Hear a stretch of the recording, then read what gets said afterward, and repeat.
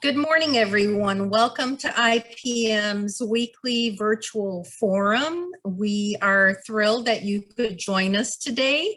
My name is Elsa Fender. I'm part of the IPM staff, and my wonderful colleague Adela Zayas will be working to moderate today's program in the absence of our CEO, Joseph Stone, who will not be able to join us today for a very happy occasion. His oldest daughter, Francesca, is getting married tomorrow, so they are busy with some final preparation. But we look forward to having Joe back during our next forum. And we are thrilled to have our wonderful speaker today, which I will turn over to Adela to introduce more formally. So Adela, if you would like to introduce our speaker, that would be wonderful. Yes, of course, Elsa, thank you so much. And thank you everyone for being here today to listen to Fatima and to her experience during her master's degree in the University of Albany, New York. As many of you know, Fatima served as IPM's Regional Director for Latin America and the Caribbean from 2015 until the beginning of her Fulbright studies in June 2019. So we're thrilled to build upon Fatima's exceptional skill set and deep personal commitment to IPM's mission as she begins her exciting new role working alongside IPM's International Executive Board and leadership team in our strategic and organizational planning efforts for IPM's third International General Assembly in 2022. And to further expand and strengthen our alliances with like-minded and community organizations and network worldwide. So welcome, Fatima. We're thrilled to have you back in the team and also to listen to you this morning. Thank you very much, Adela. Thank you very much, Ilse. I truly appreciate your warm welcome. It's good to see Jim, Glenn, Himad, Mahash, Sonny, Binda, Gardnet, Fumati, Vicky, and I feel really happy, really grateful just for the chance of sharing with you today some of my experience. I believe not everything is necessarily relevant in this experience forum from the, at least for the research specifically. Really like, and it's too broad. So today I'm going to try to share with you all some general ideas of my experience, and because I believe it's something that it brings in not just for me but collectively as an organization something good. So let me tell you a little bit about it. So I think I know most of you. My background is I studied sociology at the University of El Salvador, in El Salvador, and I'm studying from public schools in the universities here in my previous schools as well here in El Salvador, and then I got this opportunity to study abroad in the U.S. And I decided to keep focusing. Hello? Yeah. Can you hear me? We seem to be having an echo. I can hear. Okay. You can. I'm sorry, I'm not sure if I. Okay. You can. It's okay. Yeah, I can hear you clearly, and we don't seem to be having an echo. So I guess it's. Oh, okay. Yeah. Thank you. All right. So thank you very much. So as I was saying, well, I decided to keep studying about Central America, and because of actually my experience with IPM and because of my professional growth and the interest in our project partners I have developed in the past, I believe working with grassroots organizations like has shaped my ideas of what I want to dedicate myself to do, and I want to dedicate myself to keep working at the base and community-based work, trying to understand better first about the structural issues that are connected to the problems of our region. In that sense, I decided to study about inequality and migration. And that's what I'm going to share with you today a little bit about. Can you see my presentation? Because I'm sharing a PowerPoint. Is it We everyone? can see it. Yes? Okay. Yes. All right, awesome. So I decided to study about political sociology because I believe is something that could relate with the necessity of the people I work with here in El Salvador. I had two research focus, one on migration, specifically from the Northern Triangle of Central America, which is El Salvador, Honduras, and Nicaragua, and how the undocumented migration flows is continually growing. But from this policy perspective of how the U.S. The U.S. external foreign policy is also in some way shaping those waves of migration. So this is one of my focus research. And another one is in the base of policy construction related to the COVID-19 and how it is affecting particularly three countries in Central America: El Salvador, Nicaragua, and Costa Rica. So today I'm not going to share everything because I don't think it's necessarily or even relevant to do and share everything to at least today. But I feel really happy to be able to share with you some ideas of how this will affect El Salvador and Nicaragua, which is two countries that that IPM is working with project partners for a long time, and we all have close relationships with. So I'm going to share with you some insights of the comparative study I did for the COVID-19 policy responsiveness, specifically in El Salvador and Nicaragua. I know, and we are all aware of all the issues and how strong it's affecting India right now and how it's affecting South Asia. And I truly feel like in solidarity with all the people then and with all our project partners.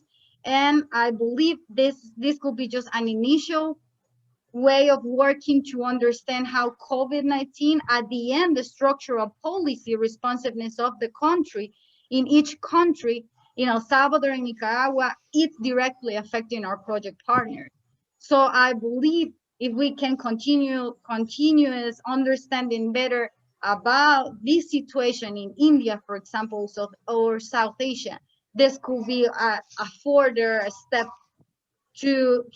for all of us to have a better idea and to walk in solidarity, not just based on the not just based on information coming from sources that are not close to us, but from the people we know, and of course trying to understand scientifically and understanding like at least some ideas technically as well, because I believe this is one of the it's been one of the weakness in general of how the responsiveness to COVID-19 has been done in all countries because of the lack of input and all these fake news going around. So this is not, I'm not going to share it specifically about health indicators. I didn't study about like any specific health variables, but my idea was try to understand the economic and political effects at the base level, how this will affect the people. The Oxfam said in July 2020 that Latin America, the most unequal region of the planet, has also become the epicenter of the of an economic crisis, because at the end, the escalated events of COVID-19 created a political and an economic crisis in many, especially in many underdeveloped nations. So the findings I will share with you today, which is pretty fast. It's gonna be like a really quick general idea of the findings. They try to illustrate the connection between ideology, and because we work in Central America with community-based projects that have also offer a lot, particularly from a period of wars, repressive military governments in El Salvador, specifically the war in Nicaragua, the Contra war, all the human rights violations, the impoverishment, the deprivation of the majority, accumulation of wealth. So my idea was to trace how at the end all these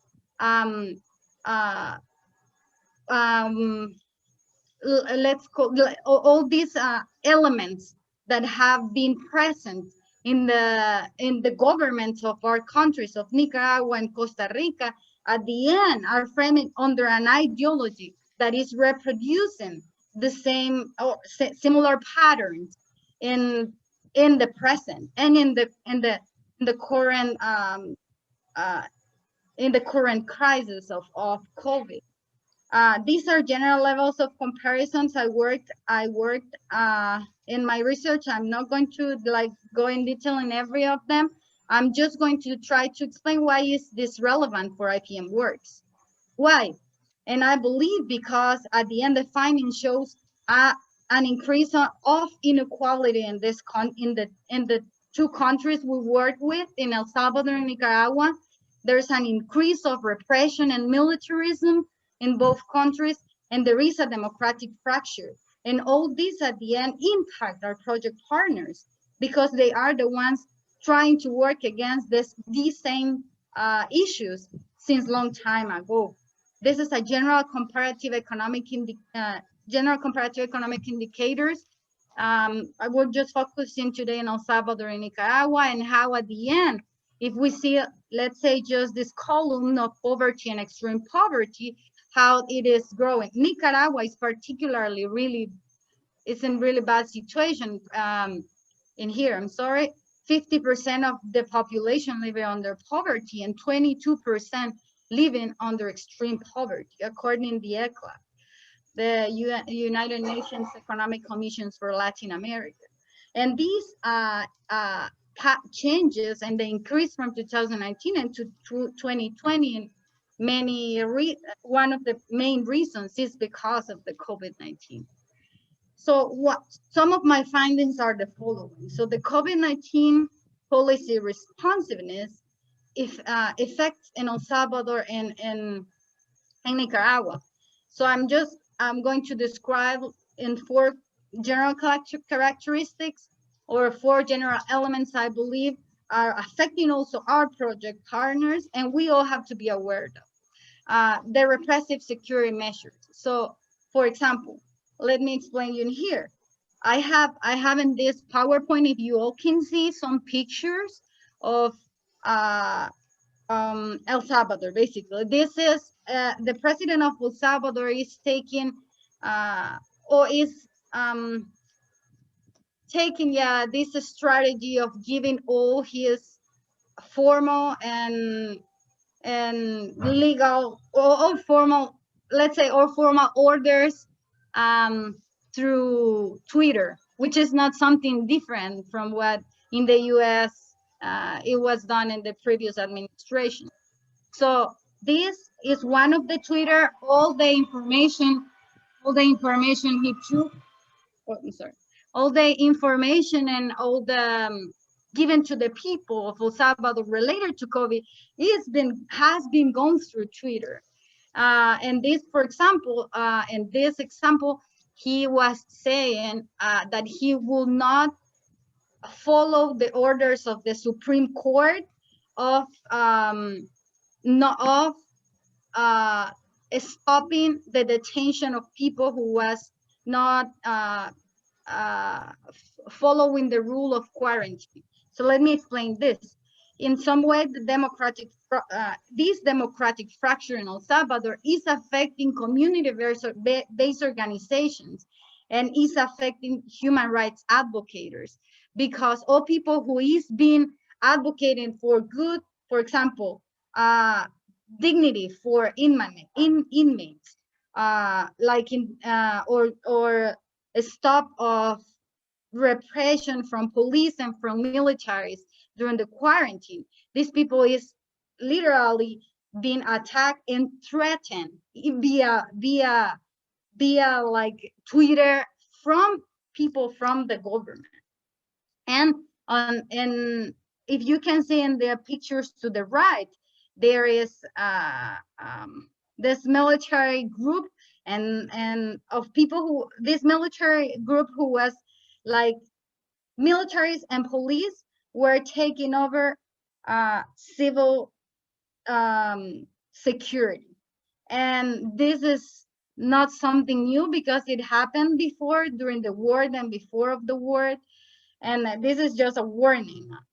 Poverty and extreme poverty. And in the case of El Salvador, extreme poverty will increase, poverty increase, unemployment and informal employment increase. In a country of 6 million people, increase 500,000. And in the case of Nicaragua, I already mentioned a little bit about the increase goes even of more than half of the population living in poverty and 20% living under extreme poverty. In these circumstances, as a consequence, the transparency of all the policies taken in El Salvador and Nicaragua, in both countries, it's been it's worse. It has worsened. In this case, the government transparency evaluation indexes internationally and from Central America, in both cases, they recognize a crisis of transparency in El Salvador and in Nicaragua. And what is this also leading to? This leads to migration, and there is a close relationship between this high rates of corruption and the dismissive public participation of scientists, intellectuals, and the increase of migration, particularly even right now. In the US, many people is, and of course there is a crisis in the, well, there is an issue of a lot of undocumented children going from the Northern Triangle of Central America to the US. And all this, at the end, all these facts and all these problems are interconnected. This increase in corruption that now is like exploding in El Salvador and Nicaragua, and the threat to human rights defenders, including social movements, directly attacked from public officers, from the government, and particularly this in Nicaragua, is alarming. This is another pictures of Nicaragua, if you can see them. The government over there did not, and we have heard about this from Adela and from Senia, and how the lack of response of this government as well. But at the macro level, at the end, at the macro level, on all this structural problems that are going on in Nicaragua and El Salvador, seems like close related, and there is a difference. And I want to say this because it's important. Salvador had a strong response because the Salvadoran government had more than 150 government, legislative, and autonomous rules for COVID. And Nicaragua had just 7, like counted literally, just 7. There is not much, there was not a process of, or a legal and executive process of protection for the people in Nicaragua. But besides of these differences, both the effect seems similar in both cases. In El Salvador and Nicaragua, in both cases, the policy responsiveness have taken during the COVID-19 crisis evidence of reproduction of all liberal structures. And when I'm say all liberal structures, I'm like, this is more like this yeah, in El Salvador and Nicaragua, after the 90s, and there is like an academic homogeneous idea that the democratic structure was, or the democratic structure will make this countries, and was homogeneous, trying to get homogeneous. And because in El Salvador at the end of the war, and because in Nicaragua start of the democratic elections. But at the end, right now, like in the current crisis, these statements of democracy are just falling apart. There is an increase in inequality, there is an increase in repression and militarism, and diminish of democratic order. And one might be tempted to think that the president Daniel Ortega in Nicaragua and Nayib Bukele have created the range of decisions during the COVID-19 crisis detached from those political instructions and responding exclusively to their individual leadership models.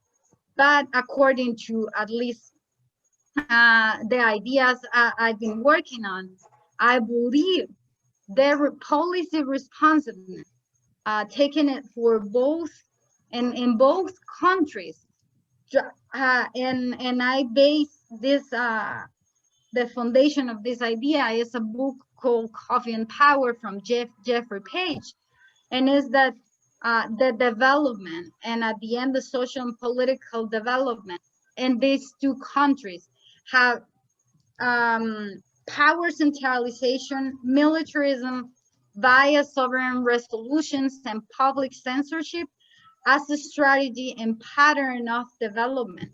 That the only way of trying to overcome these patterns, and this is going to be like my adding personal input, is, well, through the people, how the people respond to this. Because at the macro level, it's difficult to do it. But if the conditions are worsening, and now we work with those people who are affected as IPM, for our project partners, for our friends, for our the leaders, communitarian leaders we know and we are related with, what this situation means. This situation, and the whole structure means that they need us more accompaniment, more support in a collective way, I believe, trying to show solidarity in an active way. And at the end, so why is it relevant for IPM work? I believe these ideas are relevant because we need to be aware of how this increasing inequality, increasing repression, democratic fractures, and the increase in migration at the end is present in the daily life of the people we try to work with. So this is basically the end of my presentation. I appreciate you listening to me. I hope this is useful for you all, and I'm willing to share privately with anyone any document or any further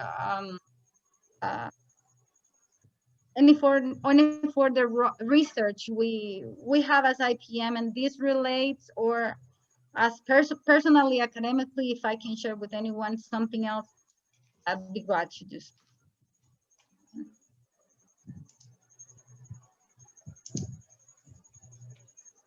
I don't know if someone has any question or any comment. Yeah, this is Jim. Hold on one second.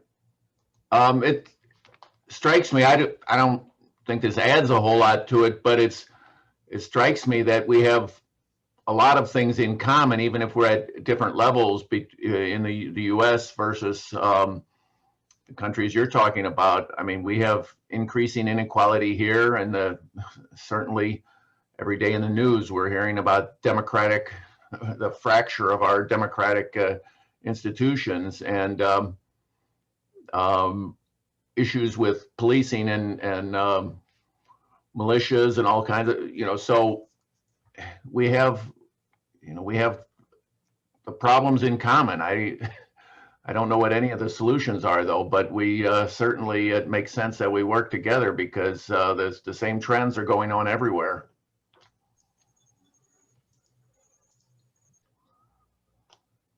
Thank you, Jim. Absolutely, and I agree. And I don't think it's just in the U.S. and Central America. At the end, this fracture in the democratic structure will affect particularly the communities, because they are the ones trying to democratize and collectively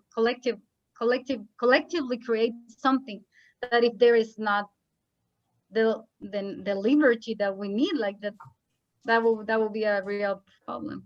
And yeah, thank you for that input. I don't know if someone else have it and another comment or opinion. The United States, the Biden administration and the Biden-Harris administration says that they're going to try to address the root causes of migration. And Kamala Harris went to, I think, Guatemala not too long ago. Is there a kind of public perception of the Biden-Harris U.S. administration in El Salvador? Is that just all talk, or do you think anything will happen from that to address these root causes, or just, what is the situation as you see it between the U.S. policy in Central America right now and possibly a different future of these issues? Yeah, I've heard about the visit of the vice president. There is also one person that it was directed as the liaison for Central America and the Biden administration, a guy, I don't remember his name, who already visited El Salvador. I believe there is a general perception that let me tell you this. I just visited El Patronato last weekend, Carlos en El Saite, and I received a couple of Facebook messages welcome me, and one of those messages I received, it was from one student from El Patronato that probably we all met before, and he was telling me, "Hi Fatima, how you doing?" And I was, welcome back, and he said, "Oh, I'm not longer there. I'm in DC now," he said. "I got here few days ago, and fortunately I could make it." And then I heard from the people in the community as well that many people is trying to migrate because of the violence. We entered to the community, and and now the restrictions to enter to El Saite are worsened. You have to make this sign when you go in the car, and put your lights and put the lights of the car on since like 3 blocks before coming into the community, so you don't get a stop by a gang member, so they know that there's someone who actually is coming, that it's coming to do something, so something good. So in this case, it was IPM, Adela, myself, Carlos, and Vicky coming in, and we had to do all the process. So from my view right now, migration at the root level is not something that is being addressed. Right now is something that is, I don't know how are the numbers, because I don't have the numbers. I'm telling you what I see in our visit this past weekend and what I've heard. And people is not receiving, like, there is definitely this inequality situation, the increase in poverty and the increase on repression will lead to other consequences. And I believe migration is one of those. And I don't know how effective will be the new US agenda and policies. Academically, I believe this restriction in the south border of the US, they don't necessarily lead to less migration. And I think academically we can say why, because there are studies in the US that support the idea why the restrictions, those like extreme restrictions like the Trump era, did not actually help to detain the migration, but they increase it. And right now, this is the result. This is what we're looking at, is the result. I hope and I trust things get better. Things gets better in general, but I don't know how at the end the Biden administration will really impact, like migration policy will really impact our countries. The visit of the vice president of the US in Guatemala was well known in Guatemala, but El Salvador is not having good relationships with the US right now because of the president anti-democratic line in El Salvador.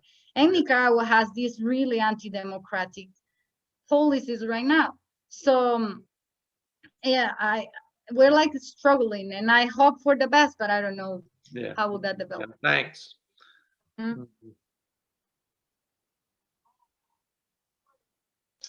Hello, I just had a comment to make. I think much of what Latin America is facing today, especially where the regions where we work in, and I guess many others too, I think partly they're an outcome of years, I think more than 70, 80, or maybe 100 years of US-backed military corporate intervention in the political life of Latin America. At least that's what we have heard here in our study circles and things like that. And so I don't think that can just, you cannot suddenly have democratic practices coming in a vacuum, you know. And I think still it's not only the US, I think global policies and the plundering of resources, for example, in Latin America, whether it is whether it's forests, whether it's minerals, right? All of that has contributed to a very extreme poverty that you see there.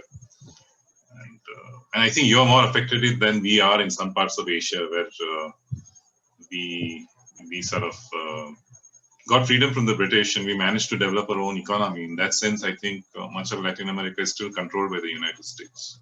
Just a comment. Yeah. Yes, thank you. I appreciate that. We can, like, I think that's a really important fact. And that was my idea why I decided to study this, because the US influence in Latin America is still, and particularly in Central America, is really strong. El Salvador is trying to now create connections with China. And this is like creating alarms at the macro political economic level. And how all this will at the end affect our like, the idea is not to change patronage. At the end, like, El Salvador has to follow one single imperialistic or let's say ideological approach. And I don't know, it's hard. I believe it's super hard, and I agree that we cannot just see at the local level the causes. The elites in our countries and the economic elites have always been like attached to those economic elites in power out of El Salvador, and particularly in the United States. So all the influence that our at the end in El Salvador are coming from also external macro powers that we cannot deny, that those at the macro level. But I believe at the communitarian level, our work is to, like from the group community organizations, try to modify those type of elements from the bottom. Let's say, try to keep working bottom up. Just a technical note here. Ilsa's having real trouble hearing on account of static for some reason. I'm not having trouble, and Mahesh said he's not having trouble. So I hope others of you are not. It looks like not. But at any rate, Ilsa has asked me to kind of take over the moderator function here. So I'm happy to do that. So others of you think about whether you have other questions or comments.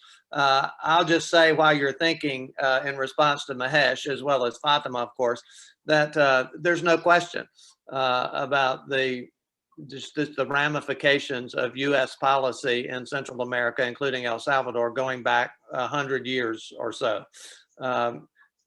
What struck me the first time I went to El Salvador, what was the clearest evidence of that, aside from all the books I've read and so on, the clearest evidence of that is the fact, and some of you know this, maybe all of you know this, is that the official currency of El Salvador, is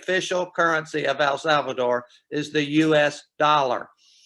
That tells you just about everything you need to know about US interference in El Salvador, politically, economically, and socially even. And it's a really sad and tragic history, it seems to me. And we're still dealing with the impacts of it, obviously, today, as Fatima and others' research are clearly pointing out. So thanks again, Fatima. Yeah, Mahesh has put a comment about trade imbalances and trade policies and the influx of American agriculture and industrial goods that have the effect of weakening local economies. That's the case in El Salvador, it's the case in Mexico, and other countries as well. Yeah, thanks, Mahesh. Are there other questions or follow-up to what Fatima has said, or other comments that have been made?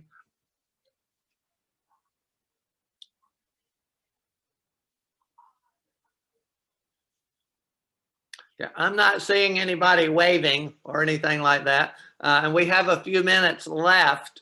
Can we get kind of, since we're together, and I'm curious about this, can we get updates on the COVID situation in El Salvador in particular, and maybe India, Nepal as well? Some of us, I know Joe and I, are very anxious to start traveling again, and the statistics don't look good, I know, particularly in other parts of the world, including, by the way, I live in Missouri. For those of you who don't know, I live in Missouri, which is a central United States, one of the 50 states in the United States. We have the worst COVID statistics in the entire United States in my state. There's outbreaks throughout the state, particularly in rural areas where people refuse to be vaccinated. Even though there's plenty of opportunity and vaccines are readily available free of charge to anyone who wants them, there are counties, regional bodies in the state of Missouri where only 13% of the population have been vaccinated. So at any rate, so any updates, Fatima or Vicky or Adela or Ineda or all of the above about the situation currently in El Salvador, and then we can go perhaps to others in India and Nepal. Of course. Maybe I can just share just a little bit, and then maybe one of my colleagues would like to add anything else. This week, the age or limit age has included now 30-year-olds and on. So this implies that a big part of the population will start getting vaccine. We are closer to 20-year-olds and a little bit closer to the limit of those people who can get vaccine. However, in regards to information about COVID, there is, at least this is my personal point of view, I believe there is a lot of misinformation. Or at least I personally don't trust the official numbers, because I have seen, especially when Nada and I were in the quarantine center, how information is being handled. There are a lot of things that are not being officially reported because of certain political goals, of course. There you can hear from doctors that the hospitals are again beginning to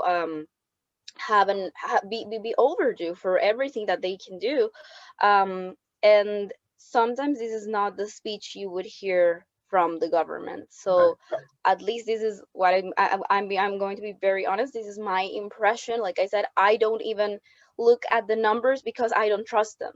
No one is really sure that those are the right numbers. And the thing with COVID is that you usually don't really know if that's the exact number of people. So we have that worldwide because you really don't know if you have symptoms. Sorry, if you're not symptomatic, you really don't know if you have COVID. So worldwide, this is a phenomenon worldwide.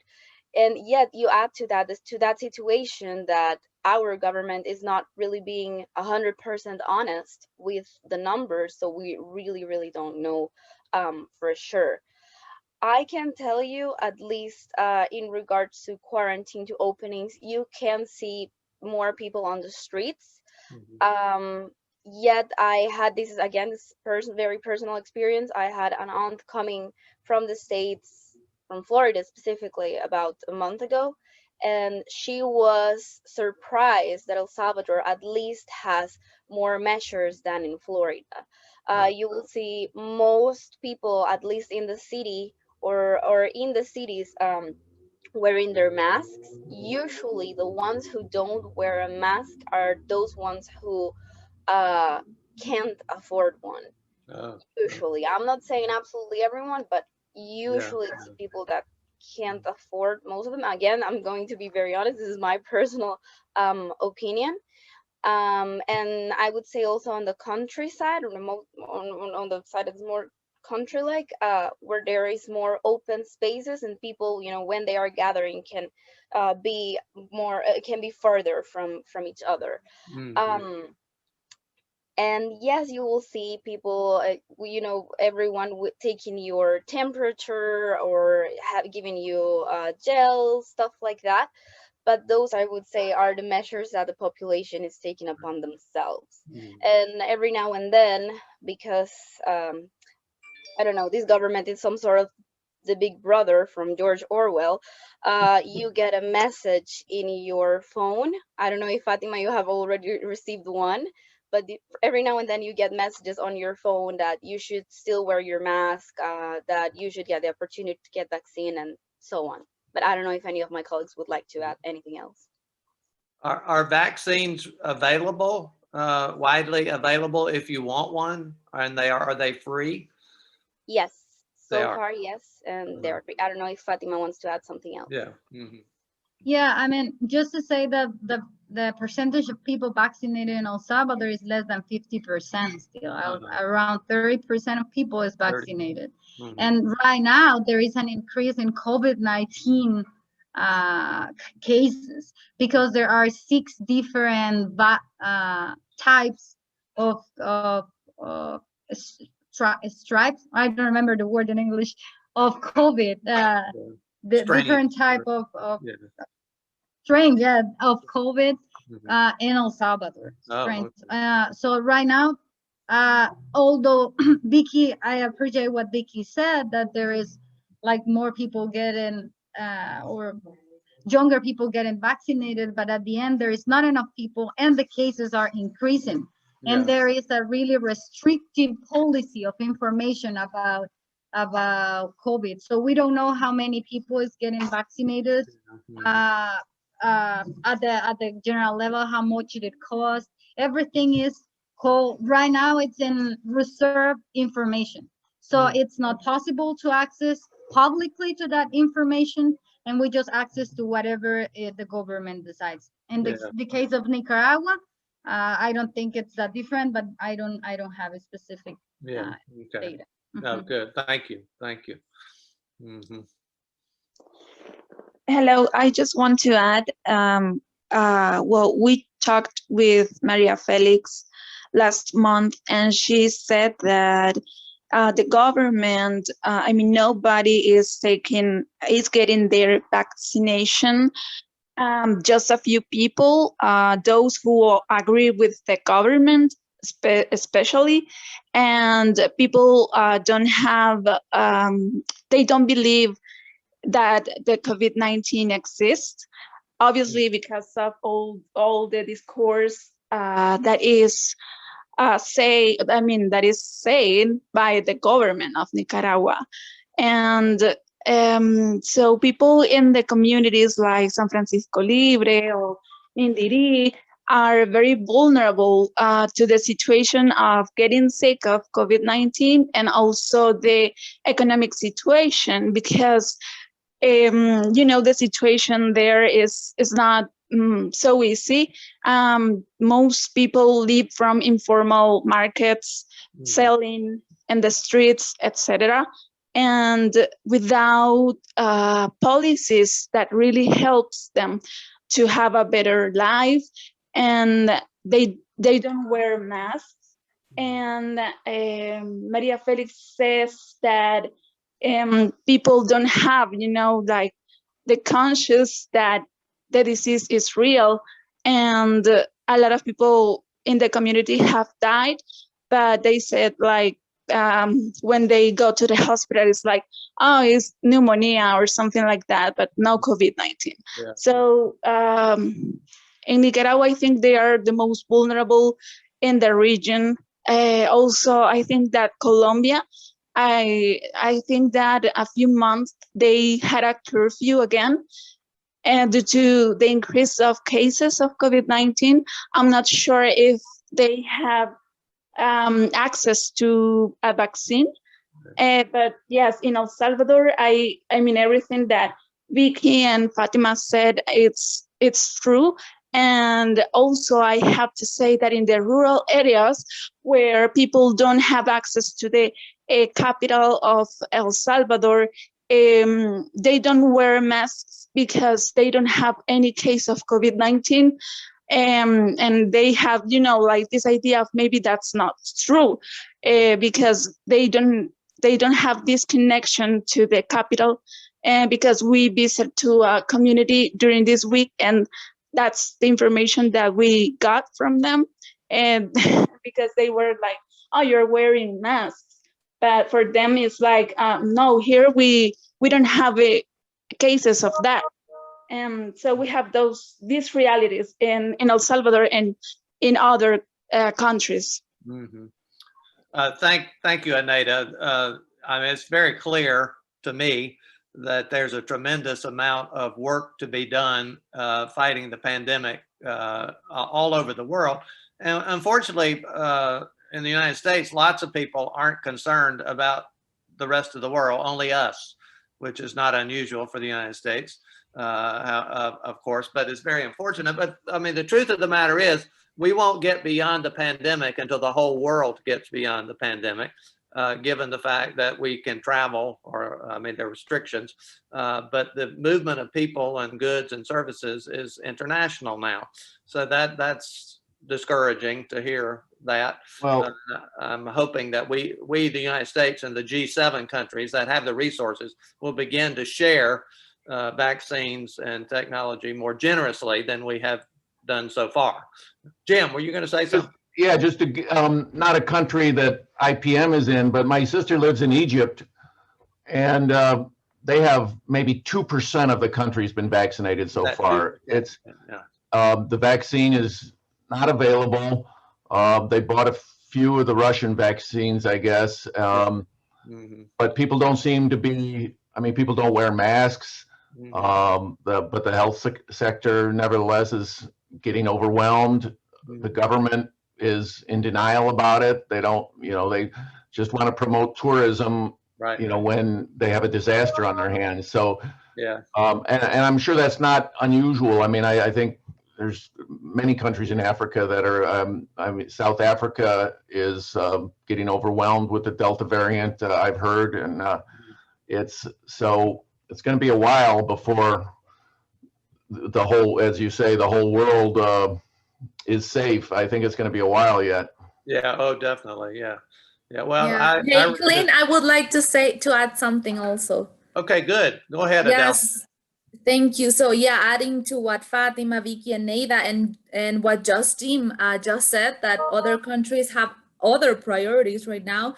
For us, in the case of El Salvador, as many of you know, we are the first country that has legally approved Bitcoin. So all the, even the president had a national chain where everyone needed to watch a national, like the national television to receive messages from him. And he didn't mention anything about COVID-19 when we are in the middle of a pandemic. And he gave information about Bitcoin, how it would work, information about the law, very sketchy also. So, so we have shared a lot this image, that in a lot of our presentations that says that the real pandemic is social inequality.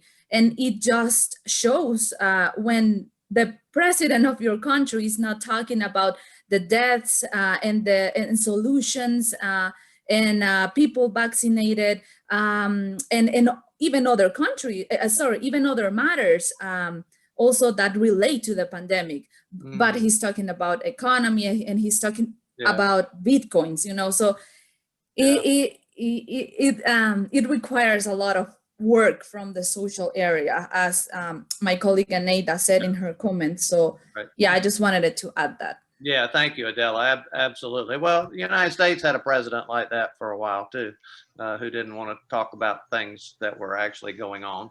So we're doing a little better about telling the truth now, but there's a long way to go. Notice, those of you, maybe you've seen it, Mahesh has put up a couple of notes about the increase of poverty. This would reinforce in Southeast Asia what Fatima is documenting in Nicaragua and El Salvador, that is the increase of poverty and the economic consequences of the pandemic.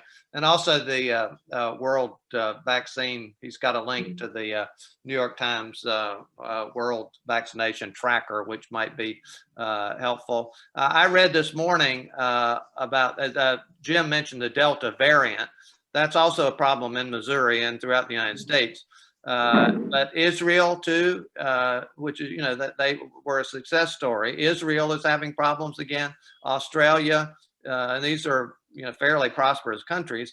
Australia has just reactivated restrictions on travel in South Wales and the Sydney area and so on. So it's an ongoing, obviously an ongoing problem, even for the countries that have resources. But for the countries who are short on resources, it's just an incredibly difficult challenge. Are things any better? We've got about 3 or 4 minutes, it looks to me like, before the noon hour in the Eastern US time zone. Anybody, Mahesh or Hemat or Bendia, about the situation in India quickly? Yeah, I think just before I say something about India, I just wanted, what we have been reading here, that in Colombia, there are a lot of general protests and strikes going on against some repressive tax policies or something like that. So in the midst of this pandemic, people are out on the streets trying to reduce taxes or something like that. It's not been here, but I'm not too sure about it. So I was just curious about this protest taking place. And I think that's a sign of hope that democratic protests still can take place at times like this. So I just wanted to comment on that. Yeah, good. Thank you. Sonia or Himmat, I don't know if you want to share. Yeah, is the situation in India and or Nepal any better? Is it improving, or is it still kind of dire and extraordinarily serious? Well, I know it's serious. Hello, yes. In Nepal, the lockdown was over. We had a 2-month lockdown, and government data is, we also don't believe in the, people are not believing the data showing, because they are showing the COVID cases are reducing, because this much I know, this year is Asar, is physical year ending. They want to collect tax ending, and so they are opening the businesses, some markets, because to collect taxes. They want to increase their income, and the doctor said that it's early to open the lockdown, because in second phase, Nepalese people, a lot of Nepalese people lost their members. Now the doctor said, they announced that the third phase is coming. It's, we have to take care more than the last month. So we, yes, this may be come more. Right. Yeah. Well, the economic pressures on reopening have clearly been felt in a lot of countries, including the United States, and obviously now in Nepal. Thank you, Sony. Markets are opening, groceries are opening Yeah. till 11, but other one also likewise. They have, government announced that the day wise, Monday, Wednesday, Friday, other one like as cosmetic, dresses, other shops can open. Because of this, many people go to the market and they will be get the COVID from there. Yeah. Yeah. Well, obviously the challenges are paramount, as we've said, throughout the world. That's the bad news. The good news is that there are people like you all, us, IPM, and organizations who are taking this seriously and doing our best to work toward solidarity and equality, rather than the kind of dynamics that unfortunately we are seeing throughout the world, this sort of right-wing nationalistic kind of stuff that's not restricted to the United States and unfortunately El Salvador and India, but is very present there. I think the hour has arrived. Adela has just put up a notice. Let me read that or characterize that for everyone in case you're not seeing it. Ilsa wants to remind everyone that there will be no virtual forum next Friday due to the U.S. Independence Day holiday, the 4th of July holiday in the United States. But we will resume the Friday forum programming on Friday, July the 9th. So thank you all. I'm not the host that I know of, unless Ilsa has made me the host of the meeting. And if she has, I don't know how to close the meeting anyway. So she's going to have to do that if she's hearing me. But thanks again to all of you for being present and for your ongoing work on behalf of the betterment of the creation. And Fatima, thanks again for your ongoing research and your work. And I want to echo what others have already said. We are very pleased to have you back working with us and with IPM. And we'll look forward to our continued work together. So again, thank you very much. Yeah, and there are other expressions of thanks too that I hope you'll see, Fatima, as we sign off. I don't know whether Ilsa is hearing us or